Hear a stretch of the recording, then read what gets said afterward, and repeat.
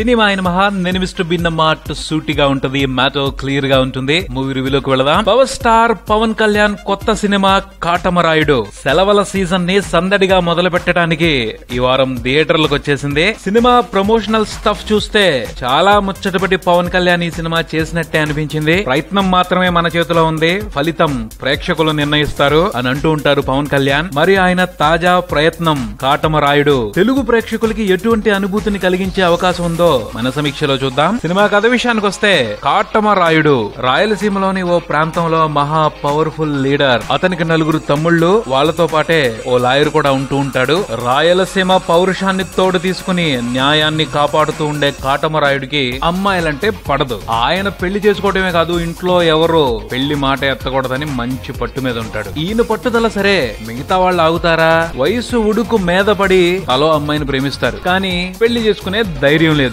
అందుకని కాటమరాయుడిని కూడా ప్రేమ ముగ్గులోకి దింపే ప్లాన్ మొదలు పెడతారు. వాళ్ళు వేసిన ప్లాన్ వర్కౌట్ అయి కాటమరాయుడు జీవితంలోకి అవంతిక ప్రవేశిస్తుంది. ఇద్దరు ప్రేమలో పడతారు. కానీ కాటమరాయుడి ఫ్యాక్షన్ జీవితం, అవంతికను ఆమె ఫ్యామిలీని వెంటాడుతున్న ఓ రహస్యం వారి ప్రేమకి పరీక్ష పెడుతుంది. ఆ పరీక్షని కాటమరాయుడు ఎంత సమర్థవంతంగా ఎదుర్కొన్నాడు అన్నదే సినిమా మిగిలిన కదా. విశ్లేషణ విషయానికి వస్తే కాటమరాయుడు బ్రహ్మాండమైన టైటిల్. ఇప్పటి వరకు అనంతపురం జిల్లాలోని కదిరిలో ఉన్న లక్ష్మీనరసింహ స్వామిని కాటమరాయుడు అంటూ ఉంటారట. ఇక నుండి ఆయనతో పాటు పవన్ కళ్యాణ్ కూడా కాటమరాయుడిగా తెలుగు వాళ్ళందరూ గుర్తుపెట్టుకుంటారనే చెప్పాలి. ఎందుకంటే అంత బాగా పవన్ కళ్యాణ్ కాటమరాయుడు పాత్రలో మెరిశారు. కొంత డిఫరెంట్ గా అనిపించే పవన్ కళ్యాణ్ కనిపించాడు. ఆయన ఆహార్యం, కోరమిసాలు, పంచకట్టు, కాటమరాయుడుగా ఆయన బిహేవియర్, స్టైల్, హుందాతనం, పెద్దరికం ఇవన్నీ మామూలు చూడముచ్చటగా లేవు. పవన్ ని అలా చూసి ఫ్యాన్స్ చేసుకునే పండుగ గురించి ప్రత్యేకంగా చెప్పుకోవాల్సిన అవసరం లేదు, కానీ ఫ్యాన్స్ కాని వాళ్ళు కూడా పవన్ కళ్యాణ్ ని ఇష్టపడేంత కొత్తగా కనిపించాడు.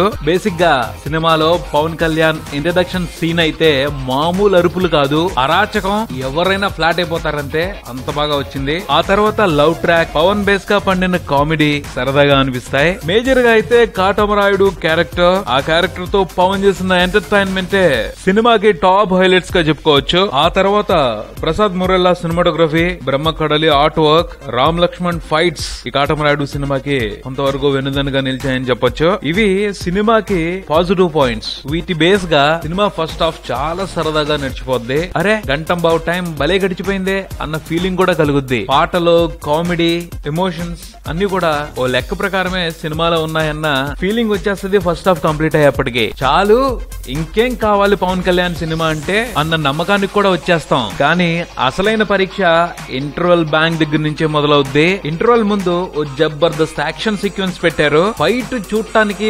బీభత్సంగానే ఉంటది, కానీ ఎమోషనే కనెక్ట్ అవ్వదు. ఎందుకు నలాగా అని అనుమానం వచ్చింది, కానీ తర్వాత బాగుంటదిలే అని సర్దుకుపోతాం. కానీ సెకండ్ హాఫ్ మొదలైన దగ్గర నుంచే ఓ విషయం మీద కన్ఫర్మేషన్ వస్తుంది, ఈ సినిమా పవన్ కళ్యాణ్ సినిమా మాత్రమే కాదు, దర్శకుడు డాలీ సినిమా కూడా అని. ఫస్ట్ హాఫ్ లో కామెడీ, లవ్ ట్రాక్ వ్యవహారం సరదాగా సాగిపోతుంటే విలన్స్ గురించి, కథలో ఉన్న సీరియస్ పాయింట్ గురించి స్ట్రాంగ్ గా పట్టించుకునే అవకాశం చిక్కలా నడిచిపోయింది. సెకండ్ హాఫ్ లో కథను నడిపించాలంటే విలన్స్ దమ్ము బయటికి రావాలి, దానికి హీరో ఇచ్చే కౌంటర్స్ అదిరిపోవాలి, సీరియస్ పాయింట్ కాకెక్కాలి. కానీ దర్శకుడు డాలీ, ఆయన రచయితల టీం అందరూ కూడా చక్కగా చేతులెత్తారు. ఇంటర్వెల్ వరకు నడిపించిన పవన్ కళ్యాణ్ మిగతా గంటనే నడిపించలేడా అన్నట్టు ఎక్కడికక్కడ మమామంత్రాన్ని జపించారే గాని పవర్ స్టార్ సత్తాన్ని పక్కాగా వాడుకుని మ్యాజిక్ చేద్దామన్న ప్రయత్నం అయితే గట్టిగా చేయలేదు. ఈ సినిమాకి సంబంధించి పెద్ద డ్రాబ్యాక్ ఏంటి అంటే విలన్స్.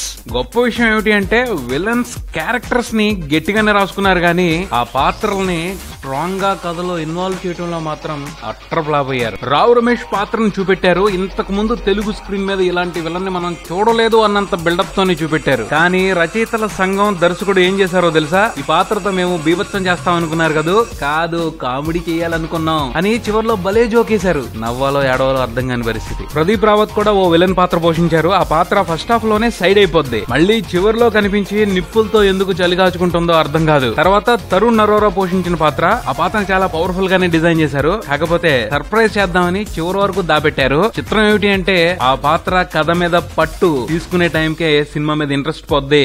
ఆ పైన ఆ క్యారెక్టర్ సత్తా చూపించడం మొదలు పెట్టని కాసేపటికే సినిమా అయిపోద్ది. విలన్స్ ఉద్దేశం ఇది అని ఎక్కడో కూడా బలంగా కన్వే అవదు, కానీ సినిమా అంతా కూడా భారీ భారీ యాక్షన్ ఎపిసోడ్స్ ఉంటాయి. ఇంకెలా ఎమోషన్ జనరేట్ అవుతుంది? ఎమోషన్ లేని ఫైట్ ఇంట్రడక్షన్ వరకు ఓకే, కానీ సినిమా అంతా అదే తంత అయితే ఎంటర్టైన్మెంట్ ఏముంది అందులో? సెకండ్ హాఫ్ లో ఫన్ కూడా ఉత్సాహపరిచేంత లేదు. ఫస్ట్ హాఫ్ లో బాగా సందడి చేసిన తమ్ముడు పాత్రలో ఆలీ క్యారెక్టర్ సెకండ్ హాఫ్ లో జస్ట్ షోకేస్ బొమ్మలయ్యాయి. లవ్ ట్రాక్ విషయానికి వచ్చిన మంచి రొమాంటిక్ యాంగిల్ ఫోకస్ చేస్తున్నారు. బాగుంటదిలే వినోదం అని సెకండ్ హాఫ్ మొదలైనప్పుడు అనిపించినా ఆ విషయం మీద కూడా పెద్ద శ్రద్ధ పెట్టలేదు. ఇవనే కాదు, సెకండ్ హాఫ్ లో ఫ్యామిలీ ఎమోషన్స్ స్కోప్ ఉంది, అవి గొప్పగా వర్కౌట్ అవ్వలేదు. సెకండ్ హాఫ్ లో వచ్చిన పాటలు, బ్యాక్గ్రౌండ్ స్కోర్ ఏవి కూడా ఇంప్రెసివ్ గా అనిపించలేదు. మొత్తంగా అయితే ఇంట్రెస్టింగ్ ఫస్ట్ హాఫ్, డిసప్పాయింట్ చేసిన సెకండ్ హాఫ్ ఈ కాటమరాయుడు సినిమా అని చెప్పుకోవచ్చు. నటీనటుల అభినయం విషయానికి వస్తే పవన్ కళ్యాణ్ ఎప్పుడు మాదిరి అదరగొట్టేశారు. ఆయన గురించి ముందే చెప్పేసుకున్నాం. శృతి హాసన్ పాత్రకు తగ్గట్టు మంచి అభినయాన్ని ప్రదర్శించింది. అలీ మంచి మార్కులు వేయించుకుంటారు. ఫస్ట్ హాఫ్ లో చాలా మంచి నవ్వుల్నే పండించారు. తమిళుగా నటించిన శివబాలాజీ, చైతన్య, కమల్, అజయ్ బాగా పెర్ఫామ్ చేశారు. అందరిలోకి అజయ్ కొంత ఇంప్రెసివ్ నోట్ తీసుకుంటారని చెప్పొచ్చు. రావు రమేష్ మరో వైవిధ్యమైన పాత్రలో కనిపించారు. పోతే ఆ పాత్రని సరిగ్గా వాడుకోలేదనే చెప్పాలి. వీళ్ళు కాకుండా సినిమాలో కనిపించిన మిగతా నటీనటులందరూ వారి పాత్రలు తగ్గట్టు బాగానే చేశారు. మొత్తంగా కాటమరాయుడు సినిమా గురించి చెప్పుకోవాలి అంటే పవన్ కళ్యాణ్ ఇంతకు ముందు కనిపించనంత కొత్తగా కనిపించాడు. ఆయన్ని మాత్రమే చూస్తూ సినిమాని ఫుల్ గా ఎంజాయ్ చేసేయొచ్చు. పవన్ కాకుండా మిగతా విషయాల విషయానికి వస్తే 50-50. ఫస్ట్ హాఫ్ బాగుంది, సెకండ్ హాఫ్ బాలేదు. కాటమరాయుడు సినిమాకి నేనిచ్చే రేటింగ్ 2.75 out of 5. మరో రివ్యూతో మళ్ళీ కలుస్తాను. Subscribe and keep watching Maruthi talkies for me mister B. Thank you.